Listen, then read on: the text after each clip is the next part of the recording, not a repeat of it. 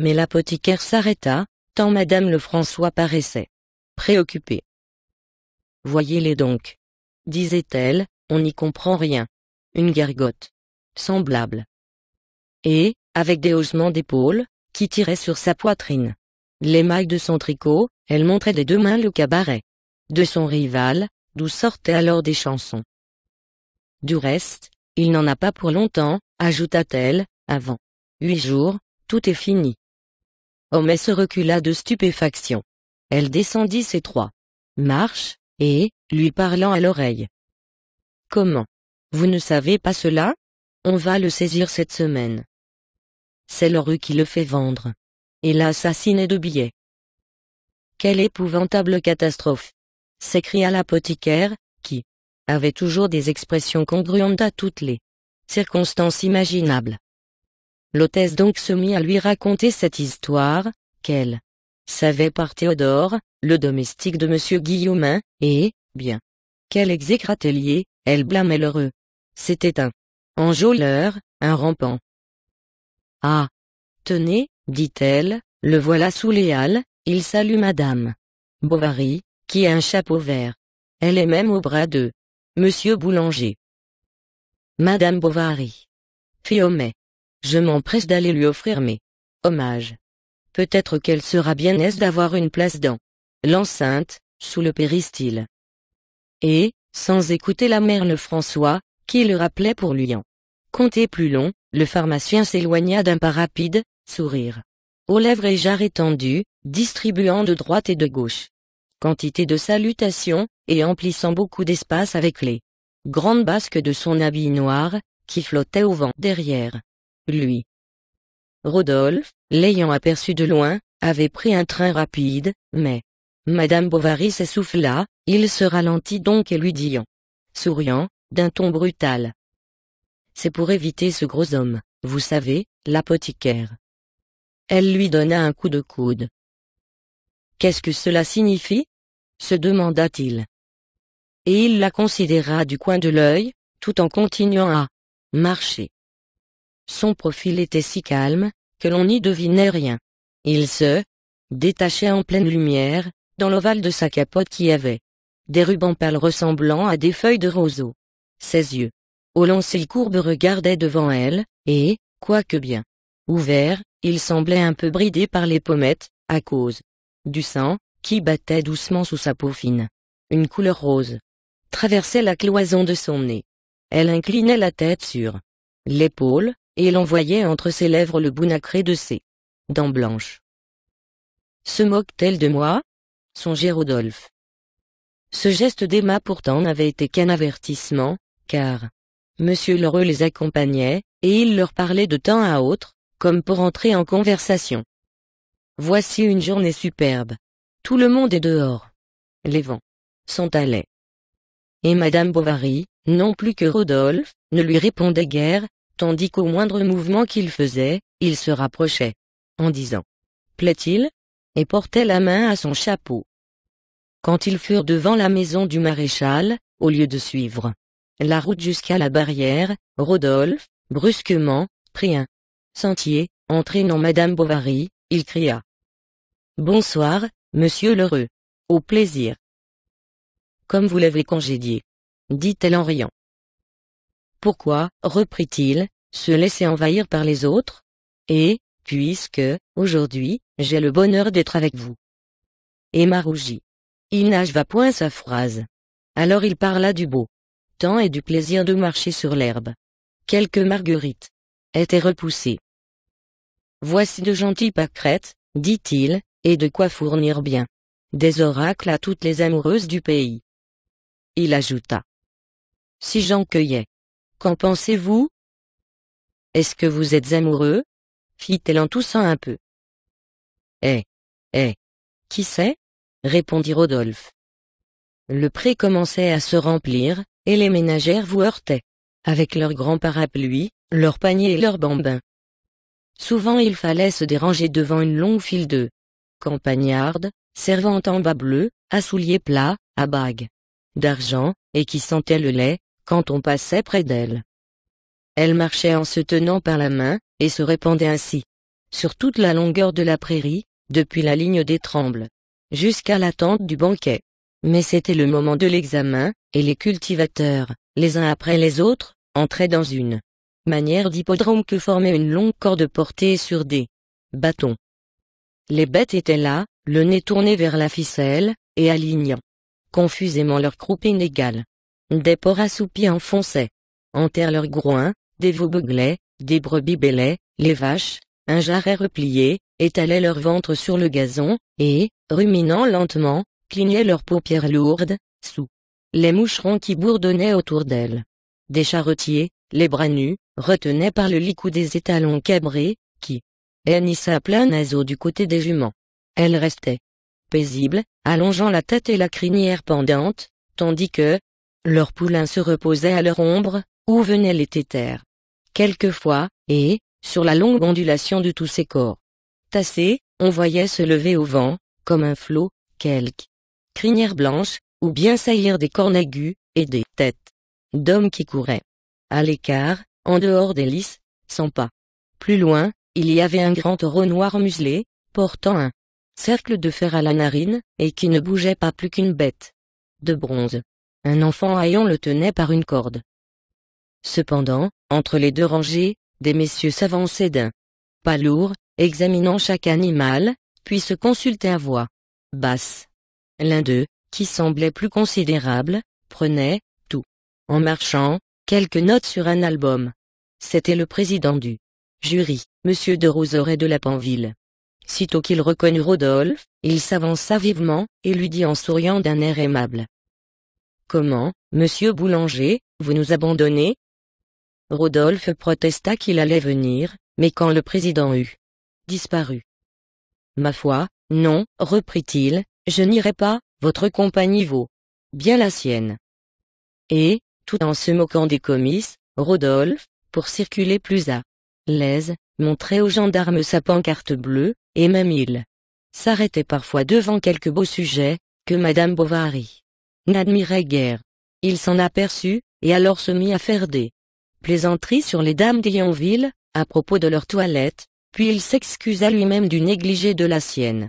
Elle avait cette incohérence de choses communes et recherchées, où le vulgaire, d'habitude, croit entrevoir la révélation d'une existence excentrique, les désordres du sentiment, les tyrannies de l'art, et toujours un certain mépris des conventions sociales, ce qui le séduit ou l'exaspère. Ainsi sa chemise de Batista, manchette plissée bouffait au hasard du vent, dans l'ouverture de son gilet, qui était de coutil gris, et son pantalon à large redécouvrait aux chevilles ses bottines de nankin, claquées de cuir verni. Elles étaient si vernies, que l'herbe s'y reflétait. Il foulait avec elles les crottins de cheval, une main dans la poche de sa veste et son chapeau de paille mis de côté.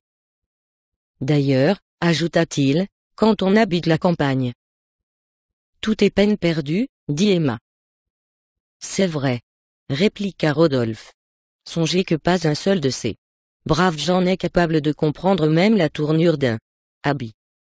Alors ils parlèrent de la médiocrité provinciale, des existences qu'elle étouffait, des illusions qui s'y perdaient.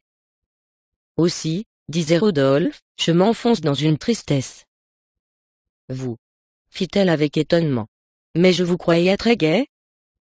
Ah, oui, d'apparence, parce qu'au milieu du monde je sais mettre sur mon visage un masque railleur, et cependant que deux fois, à la vue d'un cimetière, au clair de lune, je me suis demandé si je ne ferais pas mieux d'aller rejoindre ceux qui sont à dormir. Oh, et vos amis? Dit-elle. Vous n'y pensez pas. Mes amis? Lesquels donc? En ai-je qui s'inquiète de moi? Et il accompagna ces derniers mots d'une sorte de sifflement entre ses lèvres. Mais ils furent obligés de s'écarter l'un de l'autre, à cause d'un grand échafaudage de chaises, qu'un homme portait derrière eux. Il en était si surchargé, que l'on apercevait seulement la pointe de ses sabots, avec le bout de ses deux bras, écartés droit. C'était Lestiboudois, le fossoyeur, qui charriait dans la multitude les chaises de l'église. Plein d'imagination pour tout ce qui concernait ses intérêts, il avait découvert ce moyen de tirer parti des comices, et son idée lui réussissait, car il ne savait plus auquel entendre. En effet, les villageois, qui avaient chaud, se disputaient ces sièges, dont la paille sentait l'encens, et s'appuyaient contre leurs gros dossiers salis par la cire des cierges, avec une certaine vénération. Madame Bovary reprit le bras de Rodolphe, il continua comme ce, parlant à lui-même. Oui. Tant de choses m'ont manqué. Toujours seul. Ah. Si j'avais eu un but dans la vie, si j'eusse rencontré une affection, si j'avais trouvé quelqu'un. Oh. Comme j'aurais dépensé toute l'énergie dont je suis capable, j'aurais surmonté tout, brisé tout. Il me semble pourtant, dit Emma, que vous n'êtes guère à plaindre. Ah. Vous trouvez? Fit Rodolphe. Car enfin, reprit-elle, vous êtes libre. Elle hésita. Riche. Ne vous moquez pas de moi, répondit-il. Et elle jurait qu'elle ne se moquait pas, quand un coup de canon retentit, aussitôt, on se poussa, pêle-mêle, vers le village. C'était une fausse alerte. Monsieur le préfet n'arrivait pas, et les membres du jury se trouvaient fort embarrassés, ne sachant s'il fallait commencer la séance ou bien attendre encore. Enfin, au fond de la place, parut un grand landau de louage, traîné par 2 chevaux maigres, que fouettait à tour de bras un cocher en chapeau blanc. Binet n'eut que le temps de crier « Oh, armes !» et le colonel de l'imiter. On courut vers les faisceaux. On se précipita. Quelques-uns même oublièrent leur col. Mais l'équipage préfectoral sembla deviner cet embarras, et les 2 grosses accouplées, se dandinant sur leurs chaînettes, arrivèrent au petit trot devant le péristyle de la mairie, juste au moment où la garde nationale et les pompiers s'y déployaient, tambour battant, et marquant le pas. Balancez! Cria Binet. Halte! Cria le colonel. Par file à gauche. Et, après, un port d'armes où le cliquetis des capucines, se déroulant, sonna comme un chaudron de cuivre qui dégringole les escaliers, tous les fusils retombèrent. Alors on vit descendre du carrosse un monsieur vêtu d'un habit court à broderie d'argent, chauve sur le front, portant toupet à l'occiput, ayant le teint blafard et l'apparence des plus bénignes. Ses 2 yeux, fort gros et couverts de paupières épaisses, se fermaient à demi, pour considérer la multitude, en même temps qu'il levait son nez pointu et faisait sourire sa bouche rentrée. Il reconnut le maire à son écharpe, et lui exposa que monsieur le préfet n'avait pu venir. Il était, lui, un conseiller de préfecture, puis il ajouta quelques excuses. Tuvache y répondit. Par des civilités, l'autre s'avoua confus, et ils restaient ainsi, face à face, et leurs fronts se touchant presque, avec les membres du jury tout alentour, le conseil municipal, les notables, la garde nationale et la foule. Monsieur le conseiller, appuyant contre sa poitrine son petit tricorne noir, réitérait ses salutations, tandis que Tuvache, courbé comme un arc, souriait aussi, bégayait, cherchait ses phrases, protestait de son dévouement à la monarchie, et de l'honneur que l'on faisait à Yonville. Hippolyte, le garçon de l'auberge, vint prendre par la bride les chevaux du cocher, et tout en boitant de son pied-bot, il les conduisit sous le porche du Lion d'Or, où beaucoup de paysans s'amassèrent à regarder la voiture. Le tambour battit, l'obusier tonna, et les messieurs à la file montèrent s'asseoir sur l'estrade, dans les fauteuils en utruche-trouge qu'avait prêté Madame Tuvache. Tous ces gens-là se ressemblaient. Leurs molles figures blondes, un peu hâlées par le soleil, avaient la couleur du cidre doux, et leurs favoris bouffants s'échappaient de grands cols roides, que maintenaient des cravates blanches à rosettes bien étalées. Tous les gilets étaient de velours, à châle, toutes les montres portaient au bout d'un long ruban quelques cachets ovales en cornaline, et l'on appuyait ses 2 mains sur ses 2 cuisses, en écartant avec soin la fourche du pantalon, dont le drap non décati reluisait plus brillamment que le cuir des fortes bottes. Les dames de la société se tenaient derrière, sous le vestibule, entre les colonnes, tandis que le commun de la foule était en face, debout, ou bien assis sur des chaises. En effet, Lestiboudois avait apporté là toutes celles qu'il avait déménagées de la prairie, et même il courait à chaque minute en chercher d'autres dans l'église, et causait un tel encombrement par son commerce, que l'on avait grand-peine à parvenir jusqu'au petit escalier de l'estrade. Moi, je trouve, dit monsieur Lheureux, s'adressant au pharmacien, qui passait pour gagner sa place, que l'on aurait dû planter là deux mâts vénitiens, avec quelque chose d'un peu sévère et de riche. Comme nouveauté, c'eût été d'un fort joli coup d'œil. Certes, répondit Homais. Mais, que voulez-vous? C'est le maire, qui a tout pris sous son bonnet. Il n'a pas grand goût, ce pauvre Tuvache, et il est même complètement dénué de ce qui s'appelle le génie des arts. Cependant Rodolphe, avec Madame Bovary, était monté au premier étage de la mairie, dans la salle des délibérations, et, comme elle était vide, il avait déclaré que l'on y serait bien pour jouir du spectacle le plus à son aise. Il prit 3 tabourets autour de la table ovale, sous le buste du monarque, et, les ayant approchés de l'une des fenêtres, ils s'assirent l'un près de l'autre.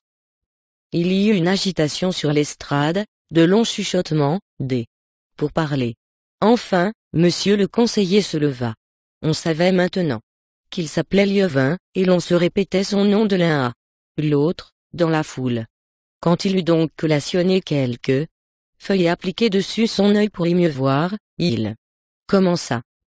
Messieurs, qu'il me soit permis d'abord, avant de vous entretenir de l'objet de cette réunion d'aujourd'hui, et ce sentiment, j'en suis sûr, sera partagé par vous tous, qu'il me soit permis, dis-je, de rendre justice à l'administration supérieure, au gouvernement, au monarque, messieurs, à notre souverain, à ce roi bien-aimé à qui aucune branche de la prospérité publique ou particulière n'est indifférente, et qui dirige à la fois d'une main si ferme et si sage le char de l'État, parmi les périls incessants d'une mer orageuse, sachant d'ailleurs faire respecter la paix comme la guerre, l'industrie, le commerce, l'agriculture et les beaux arts.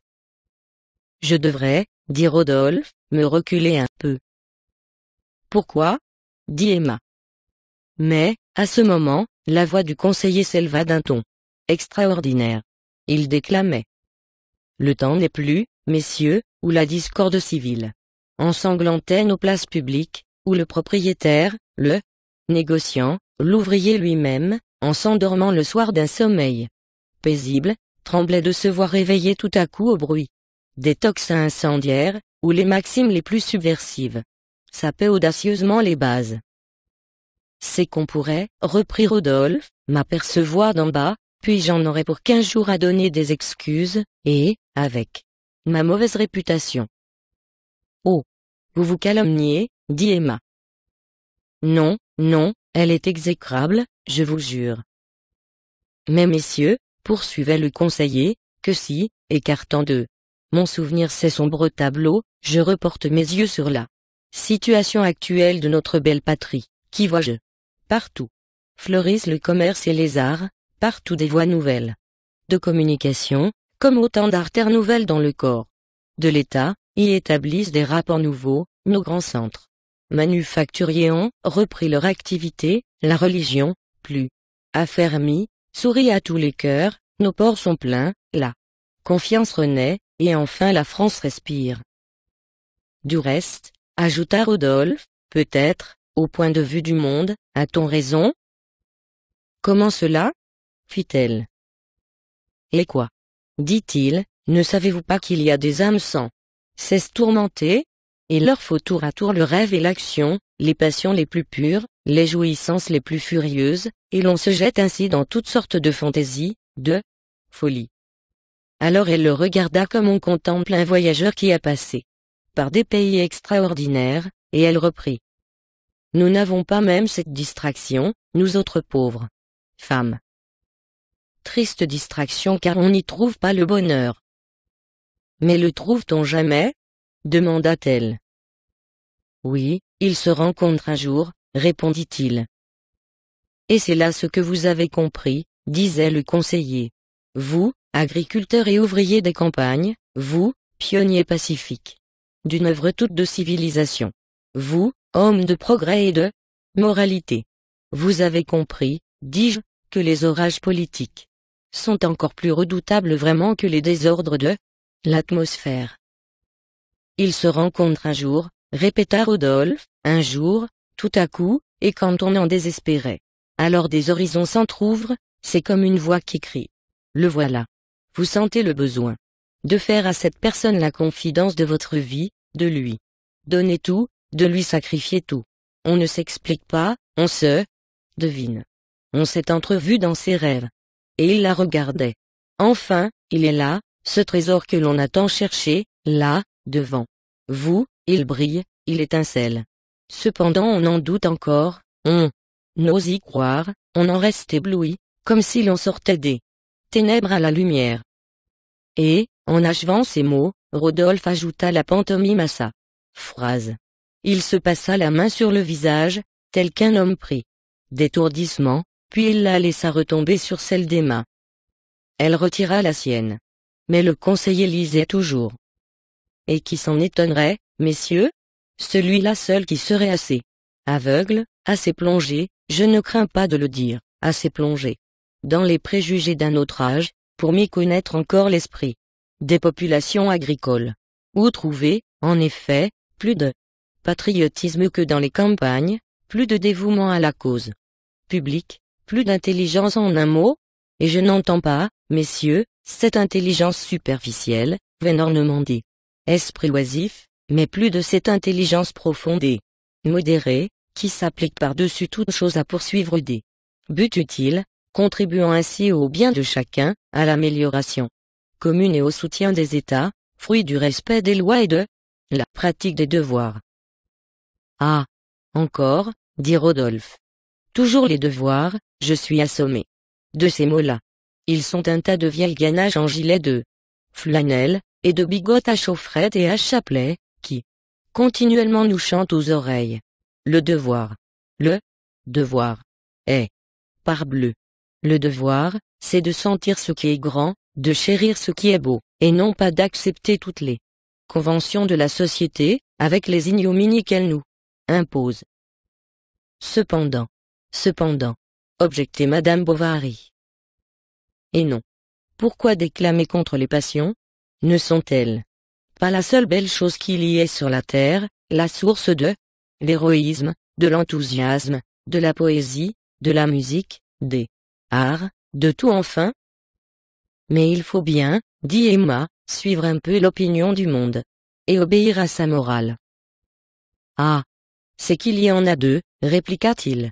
La petite, la convenue, celle des hommes, celle qui varie sans cesse et qui braille si fort, s'agit en bas, terre à terre, comme ce rassemblement d'imbéciles que vous voyez.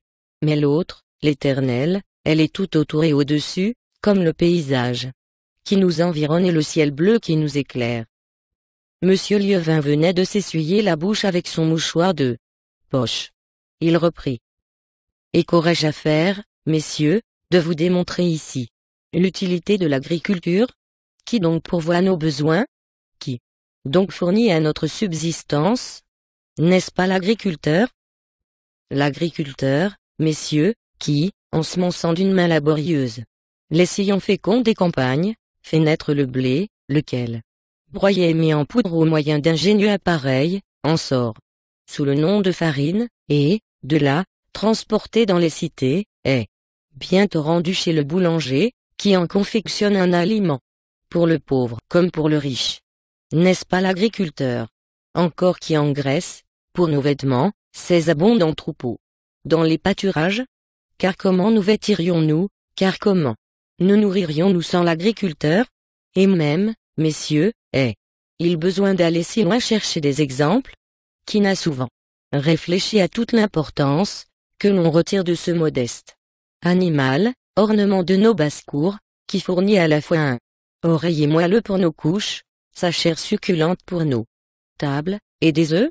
Mais je n'en finirais pas, s'il fallait énumérer les uns après les autres les différents produits que la terre bien cultivée, telle qu'une mère généreuse, prodigue à ses enfants.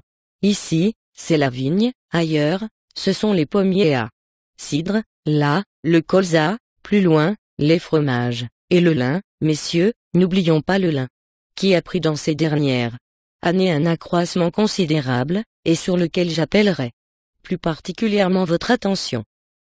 Il n'avait pas besoin de l'appeler car toutes les bouches de la multitude se tenaient ouvertes, comme pour boire ses paroles. Tuvache, à côté de lui, l'écoutait en écarquillant les yeux. Monsieur de Roseraie, de temps à autre, fermait doucement les paupières, et, plus loin, le pharmacien, avec son fils Napoléon entre ses jambes, bombait sa main contre son oreille pour ne pas perdre une seule syllabe. Les autres membres du jury balançaient lentement leur menton dans leur gilet, en signe d'approbation. Les pompiers, au bas de l'estrade, se reposaient sur leurs baïonnettes, et Binet, immobile, restait le coude en dehors, avec la pointe du sabre en l'air. Il entendait peut-être, mais il ne devait rien apercevoir, à cause de la visière de son casque qui lui descendait sur le nez. Son lieutenant, le fils cadet du sieur Tuvache, avait encore exagéré le sien, car il en portait un énorme qui lui vacillait sur la tête, en laissant dépasser un bout de son foulard d'indienne. Il souriait là-dessous avec une douceur tout enfantine, et sa petite figure pâle, où des gouttes ruisselaient, avait une expression de jouissance, d'accablement et de sommeil. La place jusqu'aux maisons était comble de monde. On voyait des gens accoudés à toutes les fenêtres, d'autres debout sur toutes les portes, et Justin, devant la devanture de la pharmacie, paraissait tout fixé dans la contemplation de ce qu'il regardait. Malgré le silence, la voix de Monsieur Lieuvain se perdait dans l'air. Elle vous arrivait par lambeaux de phrases, qu'interrompait, ça et là le bruit des chaises dans la foule, puis on entendait, tout à coup, partir derrière soit un long mugissement de bœuf, ou bien les bêlements des agneaux, qui se répondaient au coin des rues. En effet, les vachers et les bergers avaient poussé leurs bêtes jusque-là, et elles beuglaient de temps à autre, tout en arrachant avec leur langue quelques bribes de feuillage qui leur pendaient sur le museau. Rodolphe s'était rapproché d'Emma, et il disait d'une voix basse, en parlant vite. « Est-ce que cette conjuration du monde ne vous révolte pas? Est-il un seul sentiment qu'il ne condamne? Les instincts les plus nobles, les sympathies les plus pures sont persécutés, calomniés, et, s'il se rencontre enfin deux pauvres âmes, tout est organisé pour qu'elles ne puissent se joindre. Elles essayeront cependant, elles battront des ailes, elles s'appelleront. Oh, n'importe, tôt ou tard, dans 6 mois, 10 ans, elles se réuniront, s'aimeront, parce que la fatalité l'exige et qu'elles sont nées l'une pour l'autre. » Il se tenait les bras croisés sur ses genoux, et, ainsi levant la figure vers Emma, il la regardait de près, fixement. Elle distinguait dans ses yeux des petits rayons d'or si radiants tout autour de ses pupilles noires, et même elle sentait le parfum de la pommade qui illustrait sa chevelure.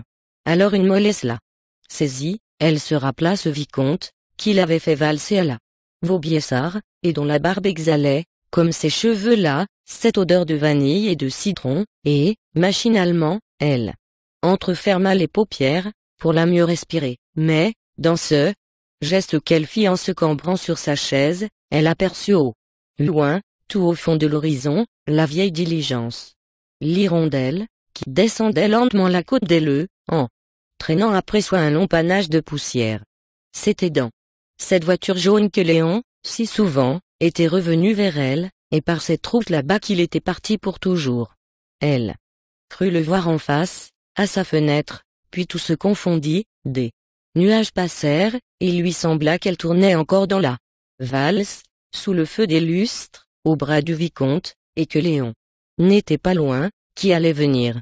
Et cependant elle sentait toujours la tête de Rodolphe à côté d'elle.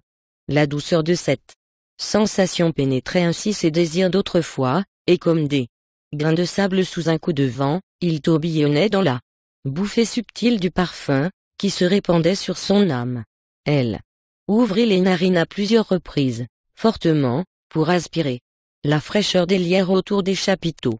Elle retira ses gants, elle s'essuya les mains, puis, avec son mouchoir, elle s'éventait la figure, tandis qu'à travers le battement de ses tempes elle entendait la rumeur de la foule et la voix du conseiller qui psalmodiait ses phrases.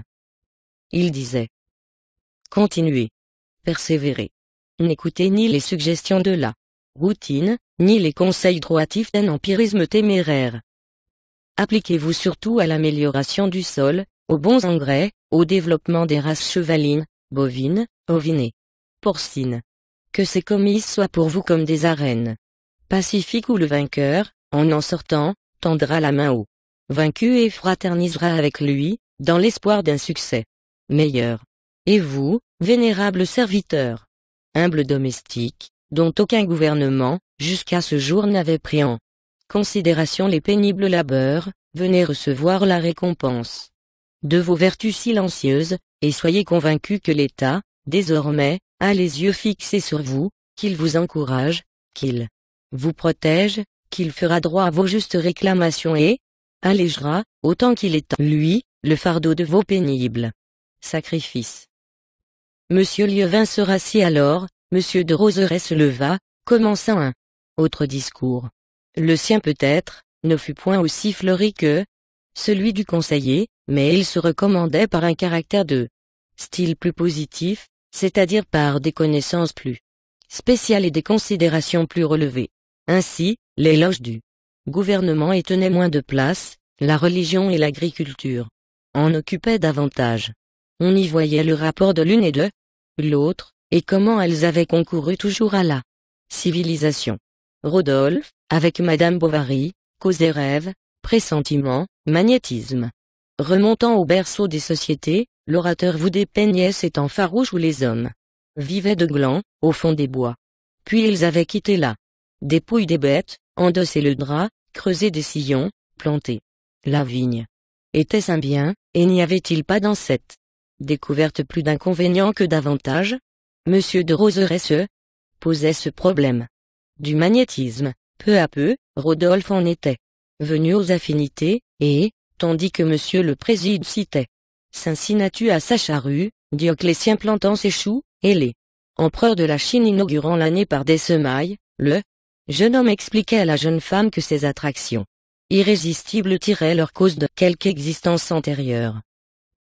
Ainsi, nous, disait-il, pourquoi nous sommes-nous connus? Quel hasard l'a voulu? C'est qu'à travers l'éloignement, sans doute, comme deux fleuves qui coulent pour se rejoindre, nos pentes particulières nous avaient poussés l'un vers l'autre. Et il saisit sa main, elle ne la retira pas. Ensemble de bonne culture, cria le président. Tantôt, par exemple, quand je suis venu chez vous. À Monsieur Bizet, de Quincampoix. Savais-je que je vous accompagnerais? 70 francs. 100 fois même j'ai voulu partir, et je vous ai suivi, je suis resté. Fumier. Comme je resterai ce soir, demain, les autres jours, toute ma vie. À Monsieur Caron, d'Argueil, une médaille d'or. Car jamais je n'ai trouvé dans la société de personne un charme aussi complet. À Monsieur Bain, de Givry-Saint-Martin. Aussi, moi, j'emporterai votre souvenir. Pour un bélier mérinos. Mais vous m'oublierez, j'aurai passé comme une ombre. À Monsieur Belot, de Notre-Dame. Oh! Non, n'est-ce pas, je serai quelque chose dans votre pensée, dans votre vie?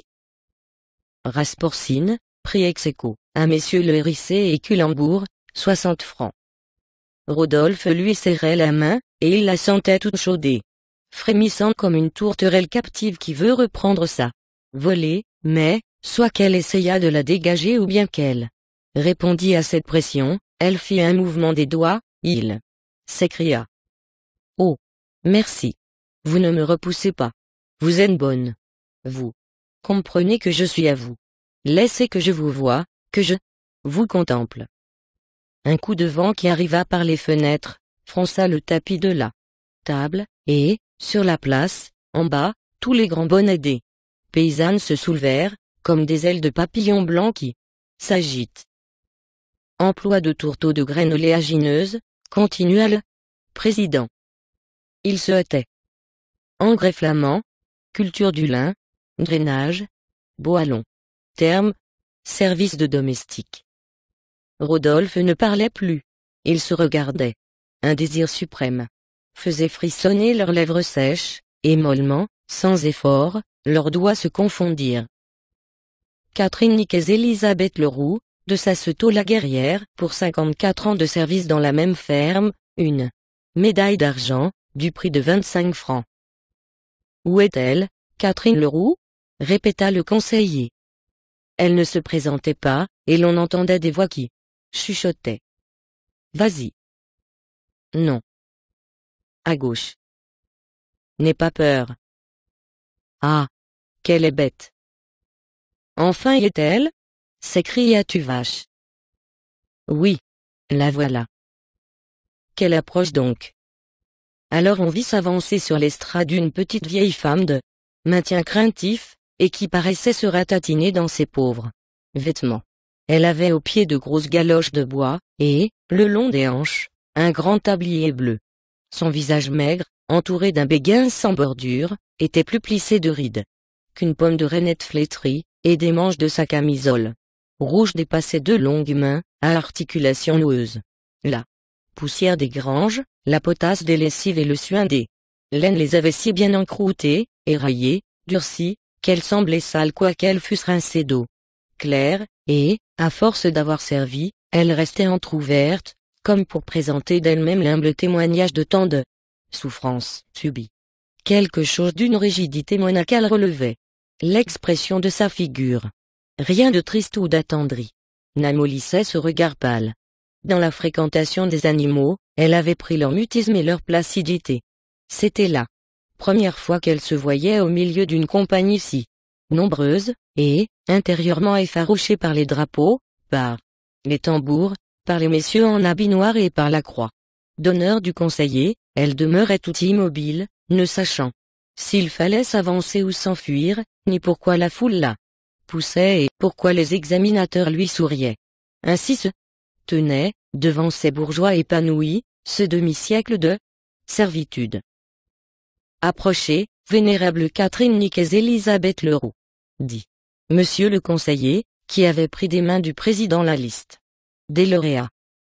Et tour à tour examinant la feuille de papier, puis la vieille femme, il répétait d'un ton paternel. Approchez, approchez. Êtes-vous sourde? dit Tuvache, en bondissant sur son fauteuil. Et il se mit là lui crier dans l'oreille. 54 ans de service. Une médaille d'argent. 25 francs. C'est pour vous. Puis, quand elle eut sa médaille, elle la considéra. Alors un sourire de béatitude se répandit sur sa figure, et on l'entendit, qui marmottait en s'en allant. Je la donnerai au curé de chez nous, pour qu'il me dise des messes. Quel fanatisme! Exclama le pharmacien, en se penchant vers le notaire. La séance était finie, la foule se dispersa, et, maintenant que les discours étaient lus, chacun reprenait son rang et tout rentrait dans la coutume. Les maîtres rudoyaient les domestiques, et ceux-ci frappaient les animaux, triomphateurs indolents qui s'en retournaient à l'étable, une couronne verte entre les cornes. Cependant les gardes nationaux étaient montés au premier étage de la mairie, avec des brioches embrochées à leurs baïonnettes, et le tambour du bataillon, qui portait un panier de bouteilles. Madame Bovary prit le bras de Rodolphe, il la reconduisit chez elle, ils se séparèrent devant sa porte, puis il se promena seul dans la prairie, tout en attendant l'heure du banquet. Le festin fut long, bruyant, mal servi, l'on était si tassé, que l'on avait peine à remuer les coudes, et les planches étroites qui servaient de bancs faillirent se rompre sous le poids des convives. Ils mangeaient abondamment. Chacun s'en donnait pour sa quote-part. La sueur coulait sur tous les fronts, et une vapeur blanchâtre, comme la buée d'un fleuve, par un matin d'automne, flottait au-dessus de la table, entre les quinquets suspendus. Rodolphe, le doigt appuyé contre le calicot de la tente, pensait si fort à Emma, qu'il n'entendait rien. Derrière lui, sur le gazon, des domestiques empilaient des assiettes sales, ses voisins parlaient, il ne leur répondait pas, on lui emplissait son verre, et un silence s'établissait dans sa pensée, malgré les accroissements de la rumeur. Il rêvait à ce qu'elle avait dit et à la forme de ses lèvres, sa figure, comme en un miroir magique, brillait sur la plaque des shakos, les plis de sa robe descendaient le long des murs, et des journées d'amour se déroulaient à l'infini dans les perspectives de l'avenir. Il la revit le soir, pendant le feu d'artifice, mais elle était avec son mari, Madame Homais et le pharmacien, lequel se tourmentait beaucoup sur le danger des fusées perdues, et, à chaque moment, il quittait la compagnie, pour aller faire à Binet des recommandations. Les pièces pyrotechniques envoyées à l'adresse du sieur Tuvache avaient, par excès de précaution, été enfermées dans sa cave, aussi la poudre humide ne s'enflammait guère, et le morceau principal, qui devait figurer un dragon se mordant la queue, rata complètement. De temps à autre, il partait une pauvre chandelle romaine, alors la foule béante poussait une clameur où se mêlait le cri des femmes à qui l'on chatouillait la taille pendant l'obscurité. Emma, silencieuse, se blottissait doucement contre l'épaule de Charles, puis, le menton levé, elle suivait dans le ciel noir le jet lumineux des fusées. Rodolphe la contemplait à la lueur des lampions qui brûlaient. Ils s'éteignirent peu à peu. Les étoiles s'allumèrent. Quelques gouttes de pluie vinrent à tomber. Elle noua son fichu sur sa tête nue. À ce moment, le fiacre du conseiller sortit de l'auberge. Son cocher, qui était ivre, s'assoupit tout à coup, et l'on apercevait, de loin, par-dessus la capote, entre les deux lanternes, la masse de son corps qui se balançait de droite et de gauche selon le tangage des soupentes. En vérité, dit l'apothicaire, on devrait bien sévir contre l'ivresse. Je voudrais que l'on inscrivît, hebdomadairement, à la porte de la mairie, sur un tableau ad hoc, les noms de tous ceux qui, durant la semaine, se seraient intoxiqués avec des alcools. D'ailleurs, sous le rapport de la statistique, on aurait là comme des annales patentes qu'on irait au besoin. Mais excusez. Et il courut encore vers le capitaine. Celui-ci rentrait à sa maison. Il allait revoir son tour. Peut-être ne feriez-vous pas mal, lui dit Homais, d'envoyer un de vos hommes ou d'aller vous-même. Tirez, laissez-moi donc tranquille, répondit le percepteur, puisqu'il n'y a rien. Rassurez-vous, dit l'apothicaire, quand il fut revenu près de ses amis. Monsieur Binet m'a certifié que les mesures étaient prises. Nulle flamèche ne sera tombée. Les pompes sont pleines. Allons dormir. Ma foi, j'en ai besoin, fit madame Homais qui bâillait considérablement, mais, n'importe, nous avons eu pour notre fête une bien belle journée. Rodolphe répéta d'une voix basse, et avec un regard tendre. Oh, oui, bien belle. Et, s'étant salué, on se tourna le dos. 2 jours après, dans le Fanal de Rouen il y avait un grand article sur les comices. Homais l'avait composé, de verve, dès le lendemain. Pourquoi ces festons, ces fleurs, ces guirlandes? Où courait cette foule comme les flots d'une mer en furie, sous les torrents d'un soleil tropical, qui répandait sa chaleur sur nos guérets? Ensuite, il parlait de la condition des paysans. Certes, le gouvernement faisait beaucoup, mais pas assez. Du courage. Lui, criait-il, 1000 réformes sont indispensables, accomplissons-les.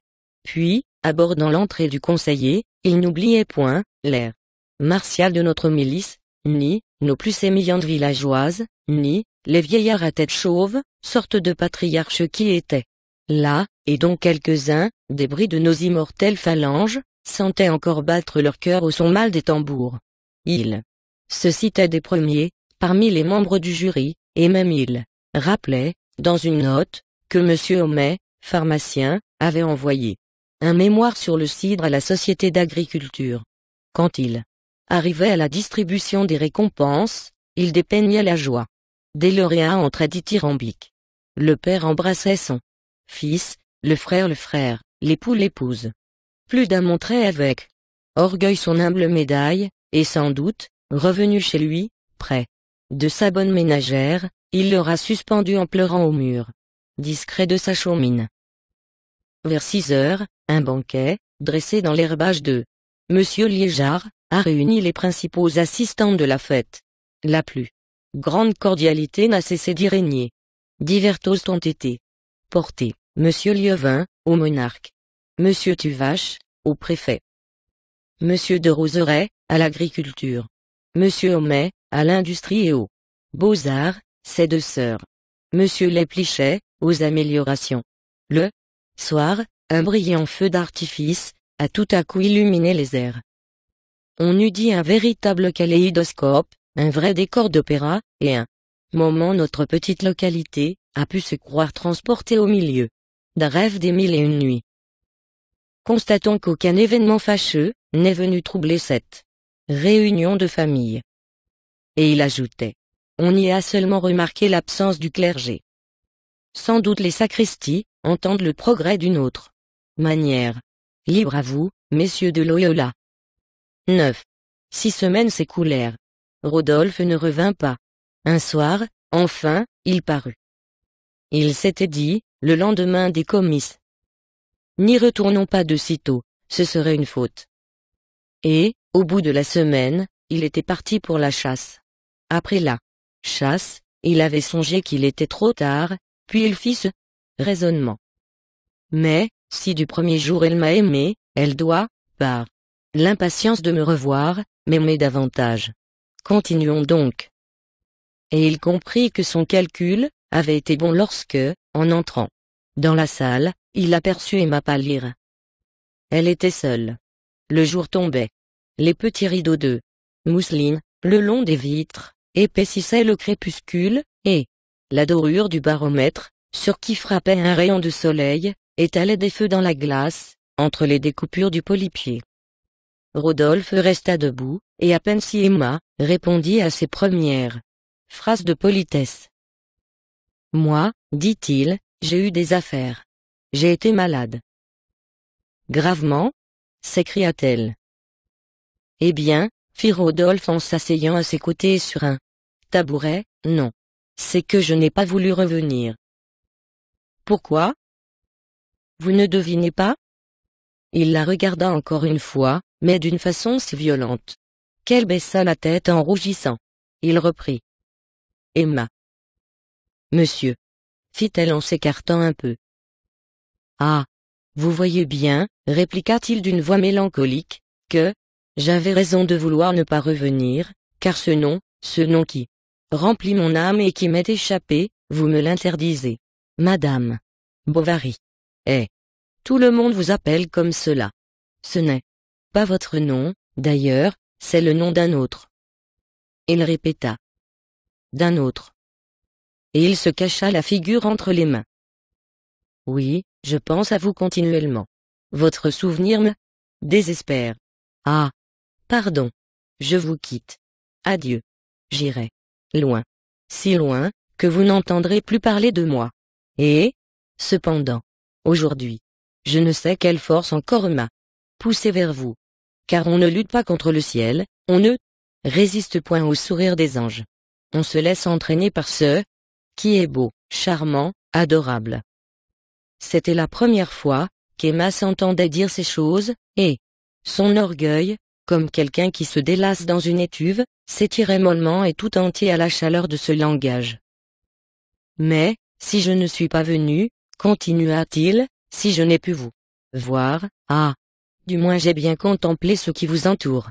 La nuit, toutes les nuits, je me relevais, j'arrivais jusqu'ici, je regardais votre maison, le toit qui brillait sous la lune, les arbres du jardin qui se balançaient à votre fenêtre, et une petite lampe, une lueur, qui brillait à travers les carreaux, dans l'ombre. Ah! Vous ne saviez guère qu'il y avait là, si près et si loin, un pauvre misérable. Elle se tourna vers lui avec un sanglot.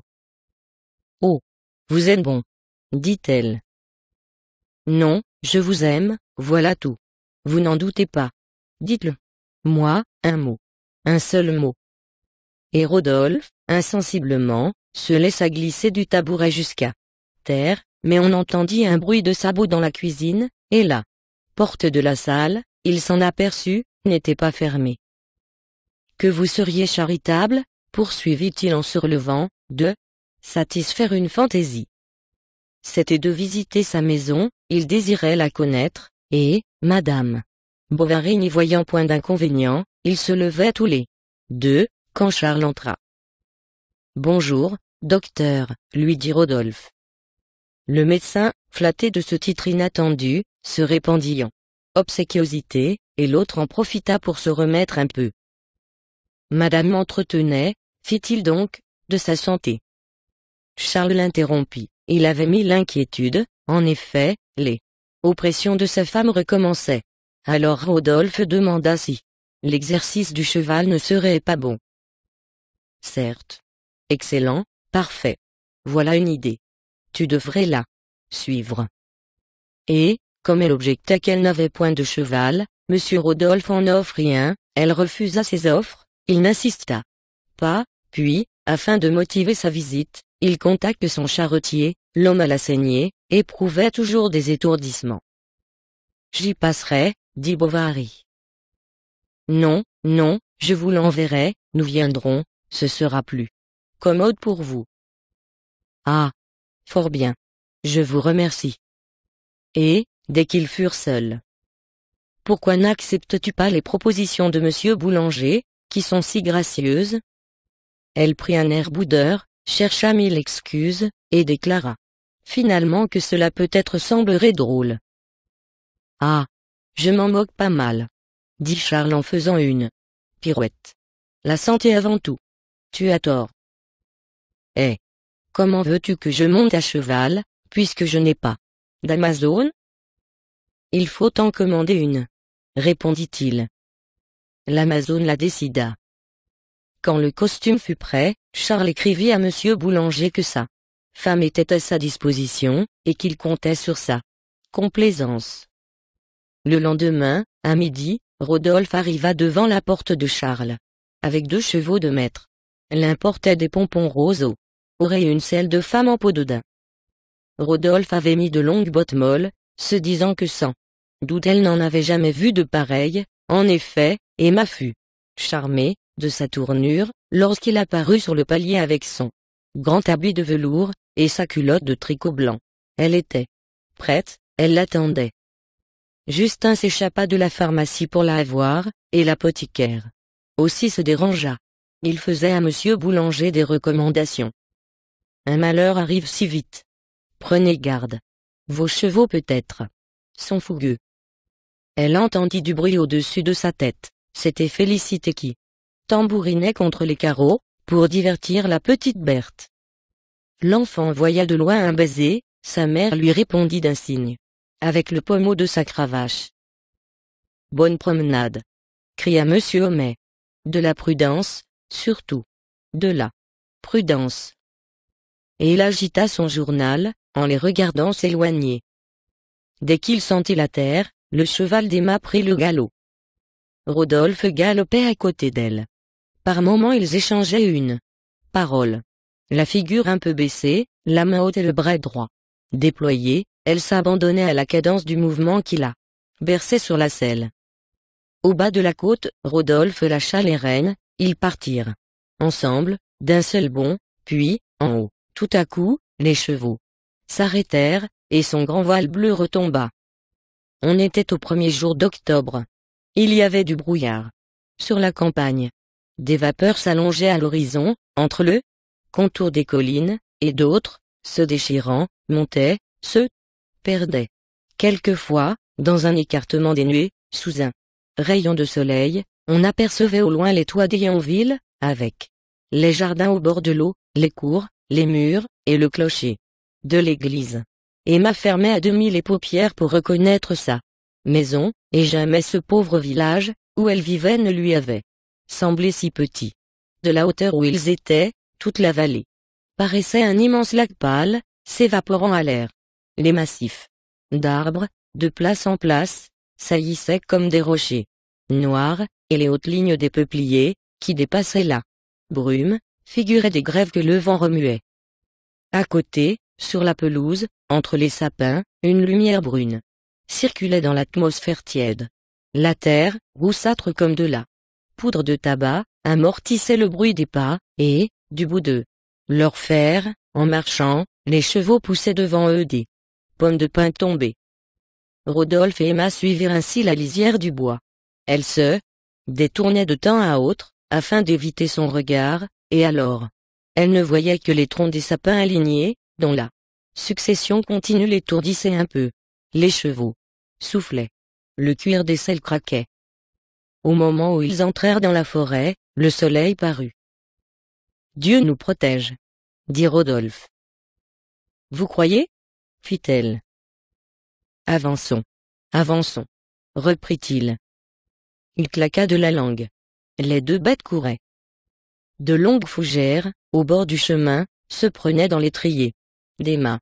Rodolphe, tout en allant, se penchait et il les retirait à mesure. D'autres fois, pour écarter les branches, il passait près d'elle, et Emma sentait son genou lui frôler la jambe. Le ciel était devenu bleu. Les feuilles ne remuaient pas. Il y avait de grands espaces pleins de bruyères tout en fleurs, et des nappes de violettes s'alternaient avec le fouillis des arbres, qui étaient gris, fauve ou dorés, selon la diversité des feuillages. Souvent, on entendait, sous les buissons, glisser un petit battement d'ailes, ou bien le cri rauque et doux des corbeaux, qui s'envolaient dans les chênes.